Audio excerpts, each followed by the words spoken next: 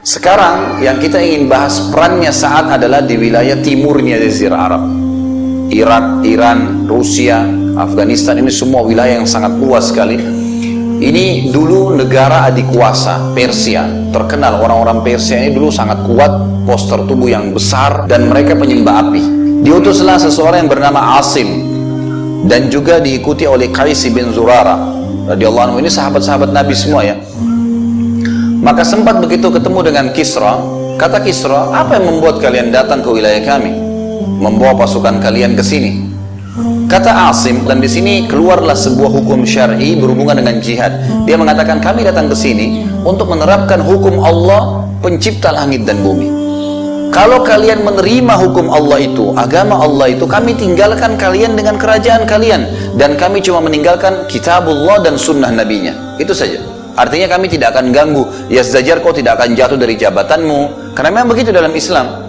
Pemimpin perusahaan pun kalau masuk Islam, tetap dia dengan perusahaannya. Raja negara tetap jadi raja. Tapi dia sudah mengubah prinsip hidupnya, pedoman hidupnya pada Al-Quran dan Sunnah. Maka ini prinsip dasar dalam jihad. Jadi kami datang untuk itu. Kalau kalian menerima, maka kami biarkan kalian dan kami tinggalkan kalian dengan kitabullah dan sunnahnya. Kata Yazdajar, kalau kami menolak, kata si Asim, kalian harus membayar jizyah. Lalu dia mengatakan, kalau kami menolak, kata Asim, kepalamu akan melayang dengan pedang-pedang kami. Kalimat yang tidak pernah Yazdajar dapat ancaman seperti itu.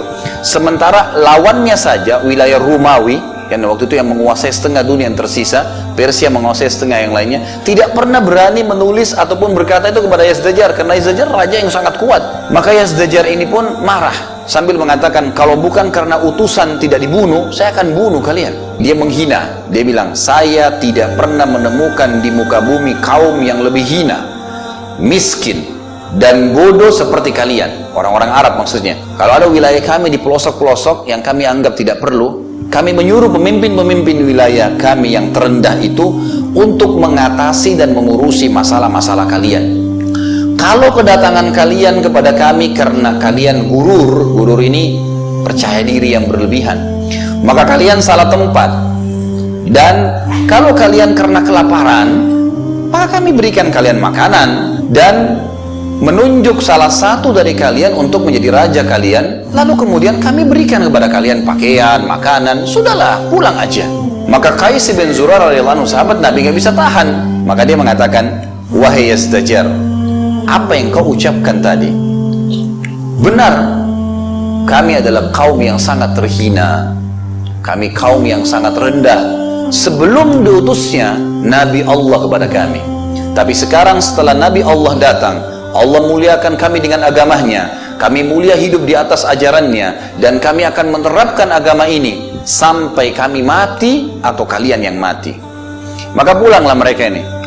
Lalu kemudian Yazdajar ini penasaran, dia kirim surat, dia sampaikan kepada Rustum. Rustum ini panglima perangnya dia. Rustum ini ahli perang, bertahun-tahun, sudah puluhan tahun itu selalu memenangkan peperangan melawan Rum, pasukan yang sangat kuat pada saat itu. Lalu dia tahu strategi, dan dia tahu orang perang. Orang yang perang itu sangat sulit dikalahkan kalau penuh dengan semangat. Rustum mempelajari pribadi-pribadi orang-orang muslim ini, itu penuh dengan semangat perang, memang mau mengalahkan, dan ini pasukan yang sulit untuk dikalahkan. Lalu Sa'ad pun menerima surat dari Rustum, minta kirim orang kepada saya. Saat kirim Mughirah bin Syu'bah radhiyallahu anhu, sahabat Nabi yang mulia. Mughirah datang negosiasi.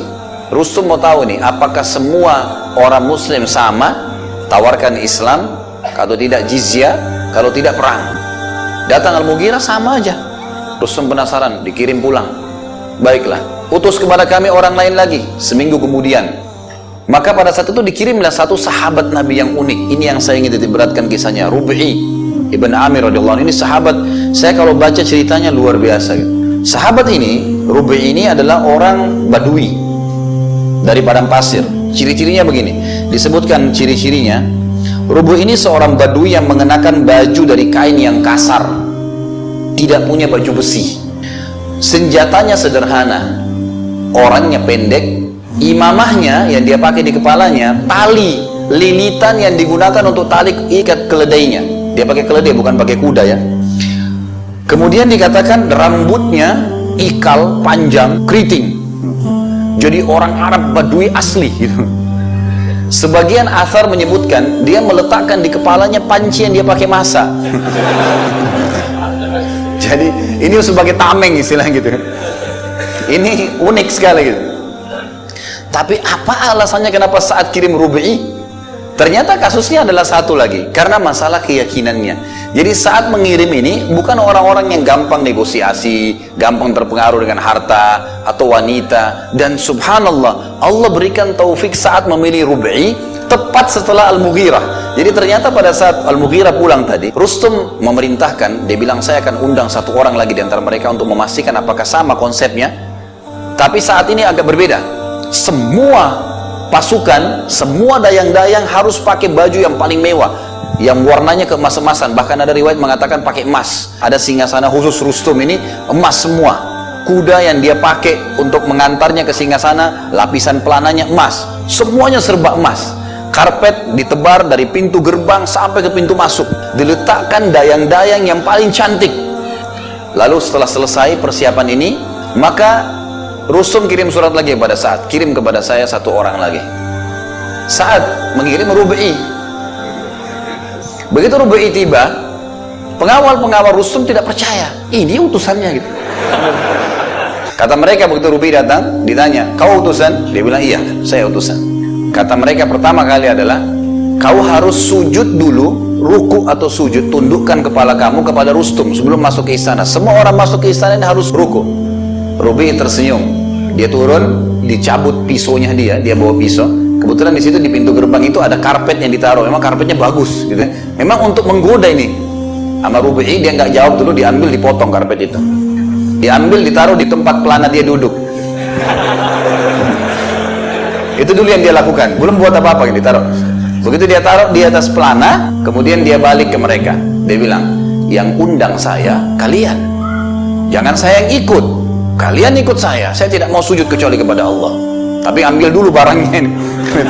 Menunjukkan penghinaan. Ini bukan mencuri ya, tapi ini memang peperangan, ini lain. Gak mau ruku ini orang, gak mau tunduk. Dan ini orang Arab Badui, orangnya keras-keras, susah. Mau disuruh bagaimana kalau kita bunuh, nggak berhasil targetnya. Karena target kan mau diperlihatkan di dalam, dayang-dayang, emas, segala. Mau digoda nih ceritanya gitu. Sudah, kata Rustum begini aja. Pintu gerbang, kalau dia nanti kamu bukain sedikit saja, supaya dia kalau masuk dia harus tunduk, harus buat begitu. Rubi'i subhanallah, Allah kasih kecerdasan. Dia lihat, dia sudah tahu, oh tadi perintah suruh ruku, ini suruh ruku juga ini. Rubi'i buat unik, dia turun dari keledainya, dia balik dirinya, dia balik keledainya, lalu dia masuk dengan pantatnya. Jadi dia sama keledainya ditarik sama dia, masuk mundur. Jadi tadinya dia disuruh ruku, dia malah hinain Rustum gitu. Udah dia masuk, setelah masuk pintu gerbang, dibalik keledainya, dinaik di atasnya. Ini biasanya keledai ditaruh di depan. Ini nggak dipakai sama dia, masuk. Jadi karpet yang tebal ini diinjak sama dia, diinjak sama keledainya ya. Keledainya dalam kondisi kotor ini dan jalan. Setiap dia lewat, tombaknya ditarik-tarikin di atas karpet tuh. Jadi sobek-sobek karpetnya. Wah, dia jalan terus ditarik. Ini pemandangan ini disaksikan oleh orang-orang, tapi mereka tahu Rustum tidak instruksikan suruh bunuh. Ini nggak bisa dibunuh orang ini, utusan. Begitu dia masuk, dibukain pintu gerbang, singgasana di sana ada Rustum duduk. Kiri kanan ini banyak bantal-bantal, permadani, bagus-bagus gitu. Rubi'i turun dari keledainya, ini dia lihat Rustum di sana nih. Dia turun, dirobek-robek sama dia bantal itu. Ternyata ada satu hikmah di sini ya. Saya tidak tahu pada saat itu Rubi'i radhiyallahu anhu tahu atau enggak apa yang dia lakukan, tapi dia seperti seakan-akan dapat isyarat kalau memang ini untuk membuat fitnah bagi dia, dan untuk menunjukkan seakan-akan begini, orang-orang Persia ingin tunjukkan ini kekayaan kami kaya raya, kami bisa mengalahkan kalian. Dan Rubi'i ingin membalas itu, mengatakan ini nggak ada nilainya di depan mata saya. Kesannya begitu. Tapi apakah poin itu Rubi'i berpikir atau tidak, Allah alam. Tapi saya tangkapnya dari kisah seperti itu. Jadi dia lakukan itu sebenarnya untuk menunjukkan kalau ini emas, apapun yang kau taruh tidak ada apa-apanya. Dia lewat menuju ke Rustum, jalan di atas keledai sambil merusak tadi karpet sampai depan Rustum. Kiri kanan perempuan daya-daya yang cantik, gak ada yang dilihat sama dia. Rustum tanya, kenapa kalian datang? Kata Rubi'i, kami datang untuk mengeluarkan seluruh yang menyembah makhluk kepada menyembah Tuhannya makhluk. Kami datang untuk membawa agama Allah sampai ke seluruh pelosok bumi ini. Dan kalau kalian mengikuti ajaran itu, kami tinggalkan buat kalian kitabullah dan sunnah nabinya. Sudah selesai, tinggal berhukum dengan itu saja. Maka kata Rustum, kalau kami menolak, kata Rib'i, kalau kalian menolak, kalian harus membayar kepada kami upeti, datang sambil merangkak ke hadapan kami. Kata Rustum, kalau kami menolak, kepalamu akan saya penggal. Kata Rib'i dengan tegas. Lalu kata Rustum, kau ini siapa sebenarnya? Kau ini pimpinan mereka, artinya kok bisa keputusan kau yang tentukan gitu kan? Kata Rib'i, bukan, saya salah satu dari pasukan muslimin, tapi umat Islam seperti satu jasad, satu kasih keputusan semua ikutin, semua begitu, yang begitu, satu berikan keamanan yang lain semua ikut, maka saya bagian dari muslimin. Kata Rustum, baiklah, beri kami waktu untuk berpikir. Kata Rib'i, sehari atau 2 hari? Langsung to the point. Kata Rustum, tidak bisa, saya harus musyawarah dulu sama Yazdajar, saya harus bicara begini dan begitu, ya saya butuh sebulan. Kata Rib'i, Nabi SAW, Rasul Allah tidak pernah mengizinkan kami berdialog dan berdiskusi, memberikan waktu musuh lebih dari 3 hari. Waktumu 3 hari maksimal, dan setelah 3 hari kau harus pilih, Islam kau selamat, atau jizya terhina, atau kami akan penggal lehermu. Kata Rustum, ini orang luar biasa ini gitu kan, ini gimana negosiasi sama orang begini nih? Pokoknya nggak ada A, B, B, nggak ada. Kata Rustum, baiklah, kami akan berpikir. Pulanglah Rib'i ini, lalu Rustum mulai berpikir bagaimana ini, apa yang harus dilakukan. Dia musyawarah sama Yazdajar, ini betul-betul yang sedang kita hadapin ini bukan main-main ini orang-orang yang tidak takut mati, tidak terpengaruh dengan harta, dan memang yang dikeluarkan pada saat itu harta-harta yang sangat besar. Oleh Rib'i ditinggalin sama dia. Rustum sudah dikatakan begitu, minta waktu, dia balik, nggak lihat kiri kanan, keluar sampai pulang gitu. Maka setelah musyawarah, Yazdajar bilang, tidak bisa kita biarkan, harus perang. Baiklah, ringkas cerita, keluarlah pasukan pada saat itu.